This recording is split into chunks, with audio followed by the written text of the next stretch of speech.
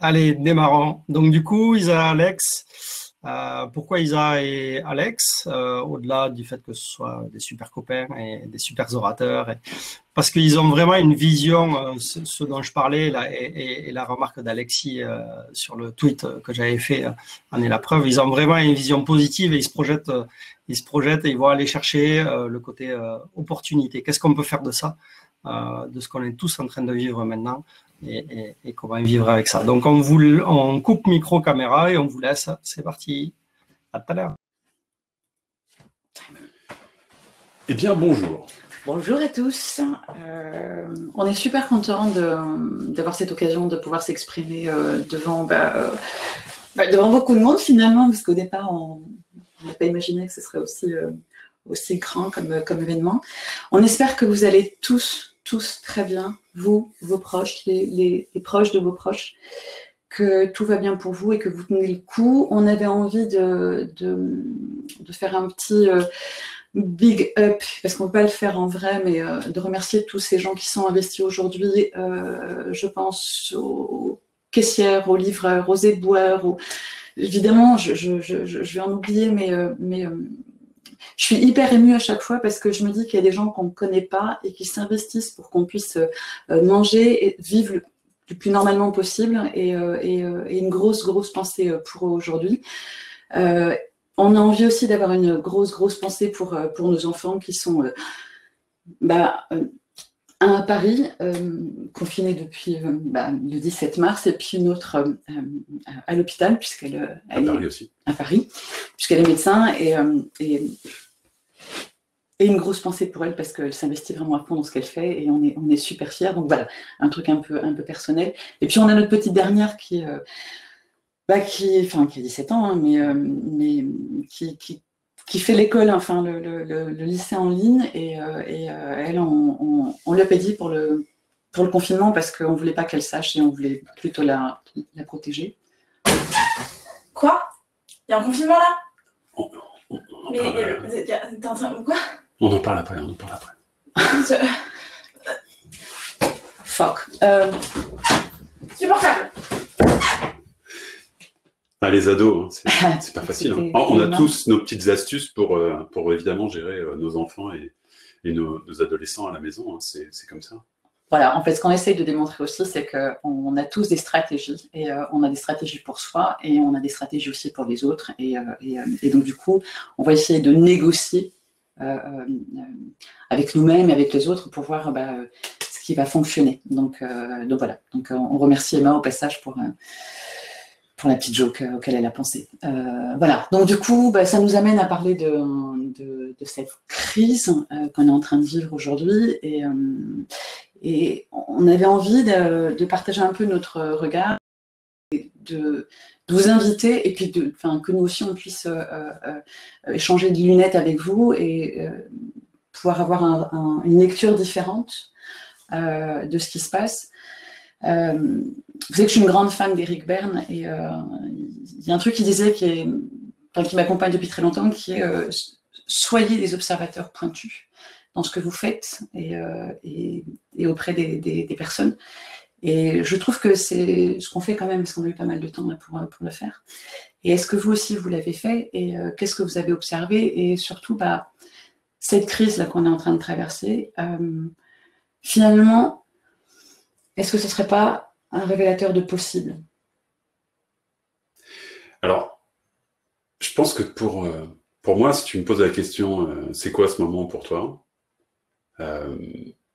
Je dirais que c'est d'abord un paradoxe en fait, parce que c'est un paradoxe parce que d'un côté, on a une grosse envie de normalité. On a envie de dire que tout est normal. Finalement, je travaille de la maison, je continue à travailler de la maison, finalement tout va bien.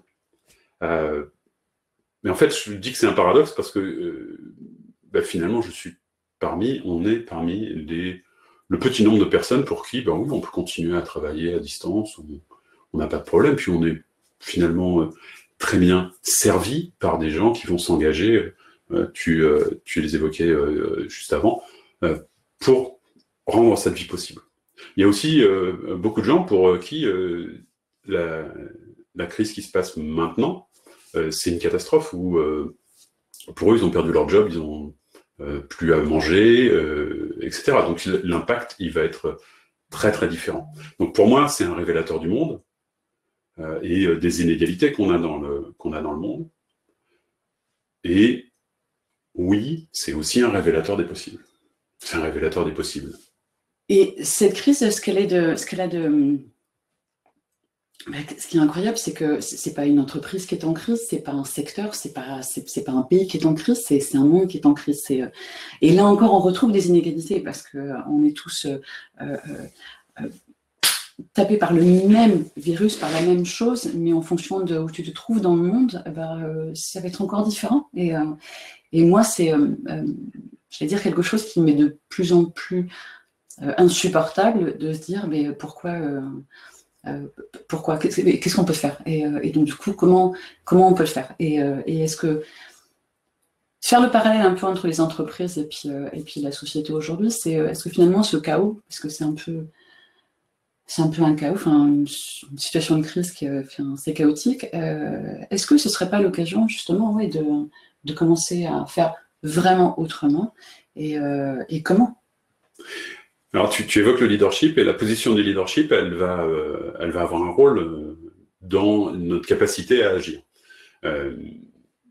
Si je prends les exemples de communication qui ont été faites, si je prends l'exemple du président allemand, il a eu une communication qui positionne les personnes comme étant responsables d'agir. D'agir pour respecter des pratiques sanitaires qui permettent de ne pas diffuser le virus plus rapidement ou trop rapidement, et qui expliquent qu'on est face à une épidémie, qui explique de manière rationnelle, et qui explique comment chacun peut agir. Il est hyper rassurant quand on écoute, alors que quand on a entendu parler du virus, à la télé, je veux dire, qu'il y a eu vraiment une intervention du président de la République ici en France, je crois que le mot guerre a été employé 7 fois pour nous annoncer qu'il fallait qu'on reste chez nous. Le confinement n'avait pas été prononcé, je crois que le mot confinement n'avait pas été prononcé, mais qu'il fallait qu'on reste chez nous parce que nous étions en guerre. Alors il n'y a pas qu'en France, hein, on a parlé aussi d'ennemis invisibles. Enfin, voilà. Donc, en fait, de parler de guerre, en fait, ça va déclencher quoi chez nous? Ça va déclencher de la peur. Et donc, du coup, quand on est face à la peur, qu'est-ce qu'on a comme autre choix que de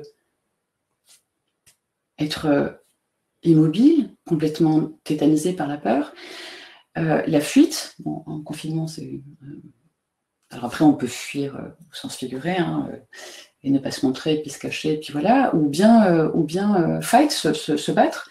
Et donc, du coup, est-ce que c'est pas là une occasion de le faire ensemble et de se dire, tiens, comment est-ce que je peux changer les choses et finalement, comment est-ce que je peux avoir un regard qui va être différent?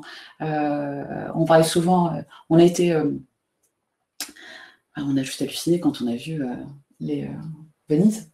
En fait, c'est intéressant parce que on dit que c'est un révélateur des possibles parce qu'on voit, on voit les canaux de Venise transparents, on voit le ciel dans certaines villes parce qu'il n'y a plus de pollution. Donc on voit que l'action humaine a vraiment un impact sur notre environnement.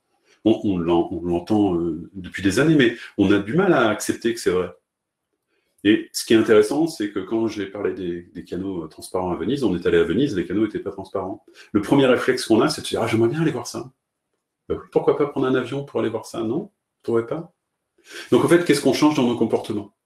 Donc ça, c'est un point qui est important, c'est de se dire « Oui, il y a probablement d'autres possibles. Comment on pourrait les envisager? » Et oui, comment? Qu'est-ce qu'on peut faire maintenant? Par quoi on commence? Par quoi on commence? Alors, par quoi ça commence le changement? Le changement, ça commence par quoi? Chaque fois que j'ai entendu des gens parler de ce qui allait se passer après, soit ils imaginaient que le monde serait jamais le même, il allait être complètement différent et que c'était une opportunité de le transformer. Soit sur cette échelle, On avait des gens qui disaient non, pas du tout, c'est juste une crise, dans 2 mois c'est terminé, on va revenir exactement comme avant. Et entre les deux, on peut se positionner où on veut sur cette échelle, il n'y a pas de problème. Ce qui est amusant, c'est que j'ai entendu beaucoup de gens s'indigner, par exemple, de dire, bah oui, les McDo ont réouvert, il y a des queues de voitures devant ça, donc en fait, finalement, les gens n'ont rien compris, rien ne va changer. C'est marrant ça, tout d'un coup, les gens n'ont rien compris, rien ne va changer. On peut s'indigner, on peut s'inquiéter, on peut être en colère de ça, mais qu'est-ce qui se passe quand on fait ça? Est-ce que c'est vraiment les autres qui doivent commencer? Donc chaque fois qu'on s'indigne, comme ça, j'ai envie de me dire, tiens, mais en fait, c'est quoi l'engagement que tu as pris toi?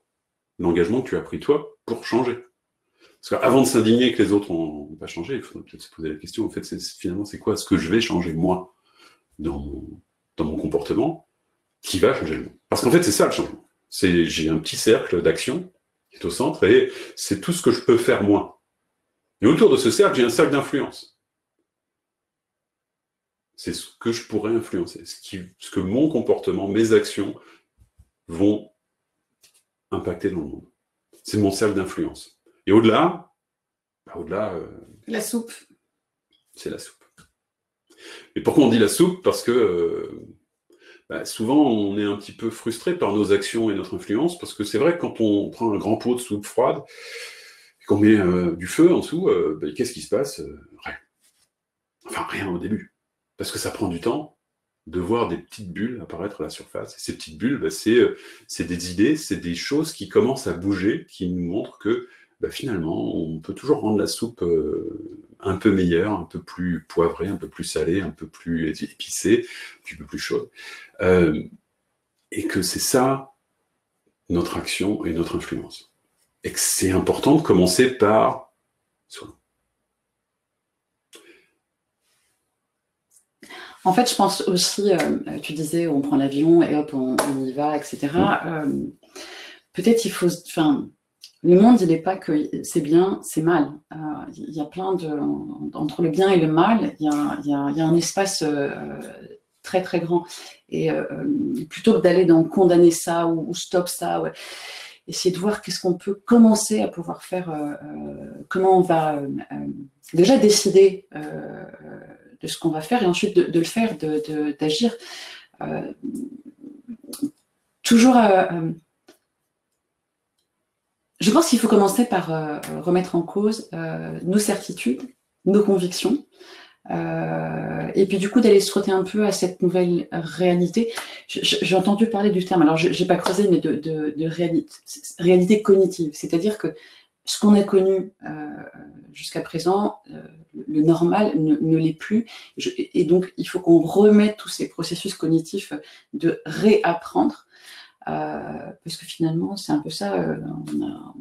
On a construit, on a déconstruit, on a détruit. Et maintenant, il faut peut-être reconstruire un truc ensemble. Et donc, du coup, déjà de dire, peut-être c'est l'occasion de découvrir, de se redécouvrir, d'embellir, de s'embellir, je ne sais pas, en tout cas, il y a du temps, on se découvre des talents, alors je ne sais pas, des talents ou des non-talents qu'on n'avait pas, ou qu'on avait, et du coup, c'est peut-être l'occasion de démarrer quelque chose de nouveau et de créer, en fait, et de chercher à créer. Alors, c'est amusant parce que tu parles de ça et je ressens quelque chose de très positif. Et tout à l'heure, je parlais de colère et d'indignation. J'ai l'impression que dans toutes ces émotions qu'on peut ressentir, il y a quelque chose. Et tu parlais d'espace, et j'ai l'impression que c'est ça, en fait. C'est ce décalage entre l'émotion que je ressens et ce que je vais en faire. Oui, alors en fait, Viktor Frankl, il disait qu'entre un stimulus et une réponse, il y a encore cet espace. Il y a un espace, en fait. Donc, on peut choisir la façon dont on va répondre. Alors, par exemple, là, depuis le 17 mars, si vous prenez le temps, juste prenez là 5 secondes, 5-10 secondes pour connectez-vous à vous-même et identifier quelle émotion vous avez le plus ressenti jusqu'à maintenant? D'abord, est-ce que vous êtes écouté? Est-ce que vous avez écouté vos émotions? Est-ce que vous avez reconnu? Qu'est-ce que vous en avez fait? Mais surtout, quelle est l'émotion que vous avez ressentie le plus jusqu'à maintenant, depuis le 17 mars? Je commence à compter maintenant, alors. Maintenant que vous avez cette émotion, qu'est-ce que vous en avez fait? Est-ce que c'était une émotion qui était là? Alors après, ça peut être... Alors ce qui revient le plus, c'est la peur. Moi, j'ai des personnes qui m'ont appelé parce que ce qu'elles ressentaient, c'était la culpabilité. Parce que finalement, dans ce malheur, elles étaient quand même, s'en sortaient pas trop mal, et donc du coup, c'était dur par rapport au reste du monde. Donc, mais revenons sur la peur, parce que c'est ce levier-là qu'on a utilisé, je trouve. De toute façon, dès qu'on allume la télévision, on n'a que des trucs qui nous font flipper, on va pas se mentir. Donc, nous, on ne l'allume plus, hein. C'est mieux comme ça. Et donc, du coup, qu'est-ce que j'en fais de cette peur? Cette peur, elle me donne quoi? Elle me donne une information. C'est ça les émotions, en fait, c'est ressentir des choses qui vont nous donner des informations. Et il y a un truc important au niveau des émotions, c'est une dame qui parle d'agilité émotionnelle, et elle a écrit un bouquin qui est extraordinaire là-dessus, l'agilité émotionnelle, pardon, c'est quand même génial, et elle dit,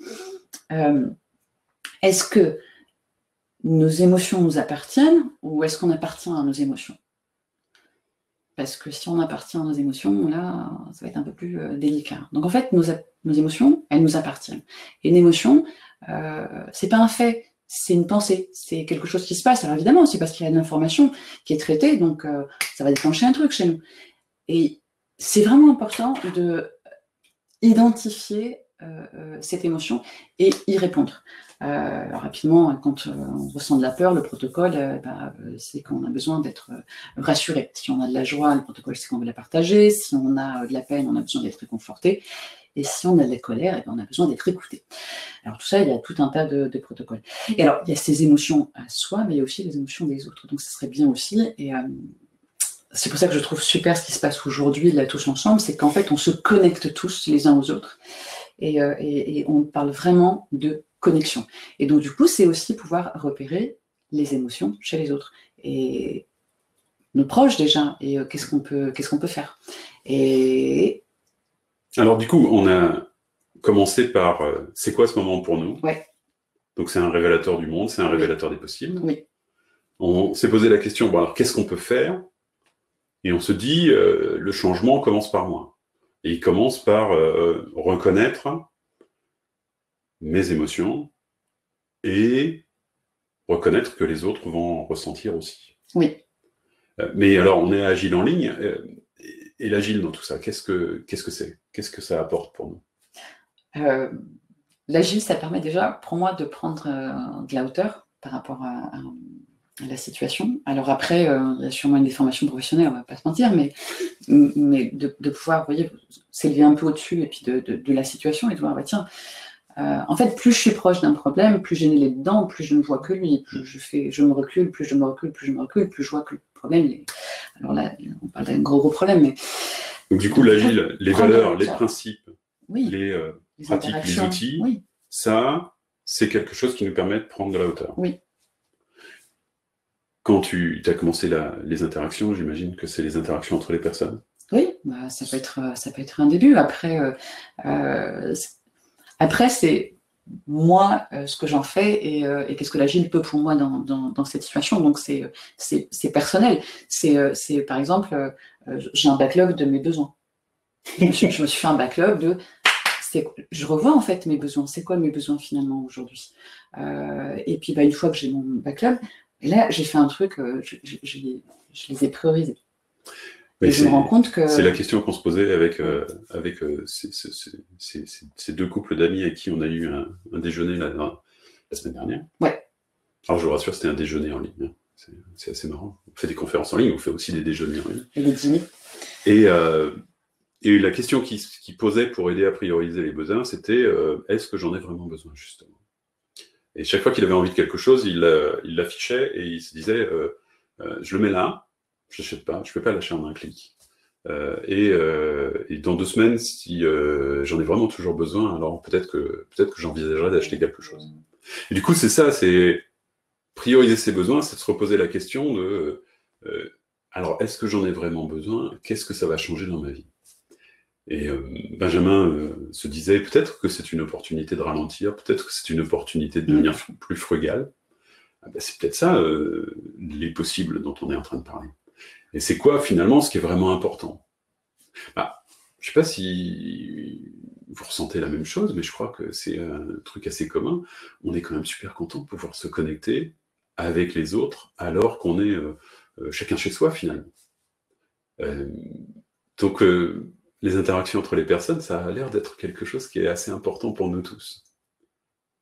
Essentiel parce que en fait, l'être humain n'est pas fait pour être seul c'est là. Enfin, on le voit avec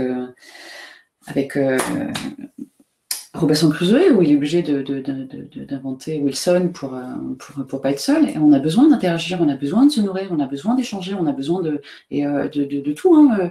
On structure notre temps grâce à ces interactions, grâce aux personnes, et sans ça, c'est fini, on ne peut pas continuer, on ne peut pas vivre en fait sans communiquer, on ne peut pas ne pas communiquer. Donc du coup, il faut créer des ponts, et plutôt que, et je ne sais plus qui disait ça, mais plutôt que de construire des murs, construisons des ponts entre nous. Allons vraiment dans l'échange, allons vraiment dans l'interaction. Il y a plein de petites choses qu'on peut faire. Je reviens juste 2 secondes sur ce que tu disais sur l'agilité pour moi. Je me suis fait une auto-rétro. Donc, sur ma petite timeline, moi, ce qui s'est passé, ce que je pouvais améliorer, arrêter, etc. Et c'est pas mal parce qu'en fait, on trouve des tas de choses et on arrive aussi à voir que finalement, il y a certains de mes besoins. Et en fait, c'était plus des envies. C'était pas forcément des besoins. J'en avais pas besoin, j'en avais envie. Alors, évidemment, c'est bien de se faire des kiffs de temps en temps. Mais du coup, d'avoir cette auto-rétro, j'ai trouvé ça super. Je m'en suis servie et je trouve que c'est un outil qui est bien. Alors, en plus, on peut le faire auto-rétro, j'ai rien inventé, ça peut être en famille, on en a déjà fait aussi, et on voit à chaque fois comment on peut utiliser pour s'améliorer. Il y a un truc aussi très important dans l'agilité, ce sont les rituels. J'allais justement... allez. J'allais justement te poser la question. Non, en fait, le truc de reconsidérer nos rituels, reconsidérer nos routines, c'est reconstruire des points de repère. Évidemment, si on est à distance, si on est éloigné les uns des autres, du coup, on a besoin de se reconnecter. Et donc, intégrer de nouveaux rituels, changer nos routines pour pouvoir garder cette connexion, pour pouvoir retrouver cette connexion, pour pouvoir peut-être faire cette rétro ensemble alors qu'on est à distance. Peut-être pour simplement se poser la question, mais en fait, comment ça va? Mais pas comment ça va, ouais, ça va bien et toi? Non, comment ça va un petit peu plus, quoi. Donc prendre le temps d'un comment ça va qui va un petit peu plus loin. C'est quoi vraiment ta météo aujourd'hui? Du coup, s'interroger sur nos rituels et qu'est-ce qu'ils nous apportent. On revient sur toujours cette idée de qu'est-ce que ça me fait ressentir, tout ça, et de quoi j'ai vraiment besoin, finalement. Pour moi, c'est cette reconstruction, c'est ce moment qui est une opportunité de réinterroger notre façon de vivre et notre façon d'interagir avec les autres. Et puis les rituels sont importants parce que ce sont des repères aussi. Dans la structuration du temps, la façon dont on a de structurer notre temps, quand on se lève le matin, enfin du matin jusqu'à ce qu'on se couche le soir, on va structurer notre temps de façon différente. Et les rituels font partie de ça, parce que ce sont vraiment des routines qu'on met en place, et donc des repères, et qui vont donner du sens à notre journée, et puis du sens à ce qu'on est en train de vivre, et de pouvoir être rassuré, de pouvoir être un peu plus tranquille, plutôt que de se dire ce qui va se passer, on ne sait pas, il n'y a pas de rituel, c'est pas canalisé. Donc c'est important aussi de pouvoir canaliser et d'échanger. Alors, je ne sais pas si vous avez entendu, mais il y a un post-it qui vient de tomber du mur. Parce qu'on a des post-it devant nous pour nous rappeler le fil parce que c'est très structuré. Je vous rappellerai la structure tout à l'heure, mais en fait, c'est très structuré ce qu'on est en train de dire. Et il y a un post-it qui vient de tomber du mur, et c'est un post-it qui parle de la perfection et de la capacité à échouer. Ça me fait quand même vraiment rire. C'est que c'est le post-it qui parle de la perfection qui tombe du mur. Ça te dit quoi, ça pourquoi ce post-it il est sur le mur? Enfin, il était sur le mur, parce que là, il n'y est plus. Parce que quand Benjamin nous a contactés pour l'équipe, pardon, je dis Benjamin parce que c'est Benjamin que j'ai eu en ligne, mais pour nous proposer de faire l'ouverture de cette Agile en ligne, en tout cas une keynote. À la base, je suis une très bonne soi parfaite. Dans mes drivers, sous stress, il faut que tout soit nickel, vraiment petits oignons. Et l'invitation d'Alexis pour cette keynote était de dire mais viens, on fait un truc qui ne sera pas parfait, qu'on prépare, hein, parce qu'on le prépare, mais on n'est pas dans la recherche ultime de la perfection. Moi, je vais chercher le détail et le détail, et c'est important pour moi. Et c'est bizarre parce qu'on a un couple, alors du coup, de dire cette permission qu'il m'a donnée, mais ça peut être un collègue, ça peut être un manager, ça peut être un collaborateur. Finalement, de se dire, ce ne sera pas parfait, mais c'est OK, parce que c'est vachement bien aussi que ce ne soit pas parfait. D'abord, ça te donne plein d'axes d'amélioration, c'est vrai. Et puis peut-être que c'est sortir de ma zone de confort, et du coup, c'est ce que disait Jenny, que j'aime beaucoup, c'est de dire, c'est apprendre à me sentir un peu plus confortable dans l'inconfortable. Et finalement, le fun, il est là, quoi. Enfin, j'ai envie de parler de fun, même si la situation, tout ça, on est toujours un peu embêté de se dire, est-ce qu'on a le droit de rigoler, est-ce qu'on a le droit de dire de faire de l'humour dans des trucs comme, enfin, dans des situations pareilles. Mais heureusement que oui, parce que sinon, au secours, quoi. Enfin, non. Et donc, du coup, voilà, c'est aussi se dire, voilà, nous ne sommes pas parfaits, et c'est OK de ne pas être parfait. Et que parfois, de ne pas être parfait, c'est vachement bien. Alors, je tire un peu le fil sur le côté confortable des choses. Donc, si je suis trop dans ma zone de confort, je m'ennuie. Et si je suis trop loin de ma zone de confort, là, du coup, je suis vraiment très inconfortable, mais je suis dans une zone de danger, quoi. Donc, entre les deux, il y a une zone où je peux grandir. C'est ça, parce qu'en fait, l'idée, c'est pas de passer toujours du temps, surtout, reste pas dans ta zone de confort, va, il y a du fun là-bas. Non, parfois, on sort de la zone de confort, on y va, et là, ça pique, en fait. C'est pas génial. Donc, du coup, hop, on revient, parce que. Mais elle est là, cette zone. Donc, du coup, ça peut être en haut, en bas. Enfin, on peut vraiment choisir. Mais en tout cas, c'est d'aller essayer et de se donner, justement, ces permissions. Parce que, merde, quand même, on a plein d'injonctions qui vous disent, fais ci, sois comme ça, ne fais pas ci, fais comme ça, sois ci, traite machin, nan. Finalement, si on se pose 2 secondes et puis on se dit non, mais attends, mais peut-être que finalement, on m'a dit sois comme ça, mais j'ai peut-être pas envie d'être comme ça finalement. Donc, je me donne la permission d'essayer les choses, je me donne la permission d'échouer. Oui. Et c'est aussi une permission que je donne aux autres. Et mon but dans ce cas-là, c'est de les soutenir. Oui. Et pour ce faire, des signes de reconnaissance. Alors, c'est quoi des signes de reconnaissance? Ce sont des likes. Ouais, c'est non, c'est pas des likes. C'est des retweets. Oui, c'est un signe de reconnaissance. Blague à part, c'est un signe de reconnaissance quand tu as un retweet. Mais en gros, c'est tout acte qui implique que je reconnais l'autre et je reconnais son existence. Alors, à la maison, on utilise souvent des chaud-doudous. Oui. On utilise le mot chaud-doudou exprès pour bien distinguer des froids piquants. Voilà. Ce sont des faux signes de reconnaissance. Enfin, comment il s'appelle le bouquin des chaud-doudous? C'est le conte des chaud-doudous, c'est Claude Steiner. Alors pour ceux qui sont...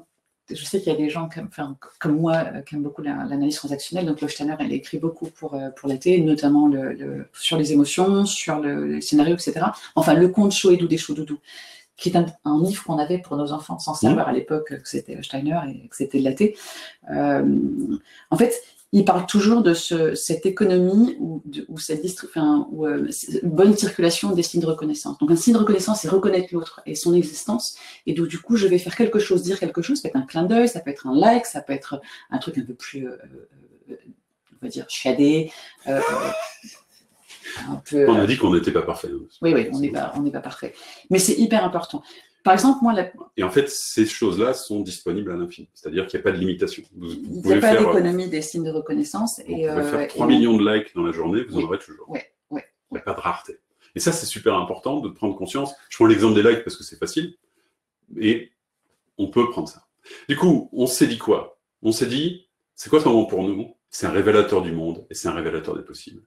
Qu'est-ce qu'on peut faire? On s'interroge soi-même.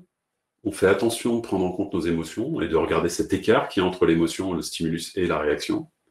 Et on commence par soi. Mais on n'est pas tout seul. Et c'est ça que l'agilité nous apprend, c'est que on va aller à la rencontre des autres, comprendre qu'ils ont aussi des émotions, être dans l'empathie avec ça, et regarder quel impact on peut avoir sur le monde ensemble. L'agilité, ça nous offre des outils, des pratiques pour s'interroger sur ce qui s'est passé, imaginer un possible et collaborer pour le rendre possible. Time's up. Et j'aurais bien aimé que tu nous dises vraiment. Vraiment pour finir, parce que il vient de s'arrêter le sablier, juste à l'instant.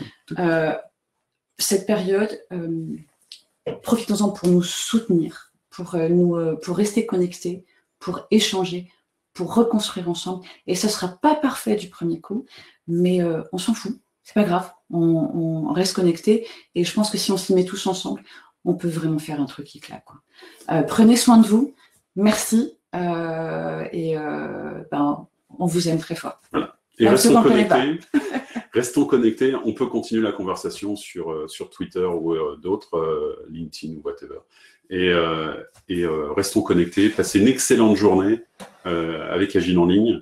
À très bientôt. Cœur avec les mains.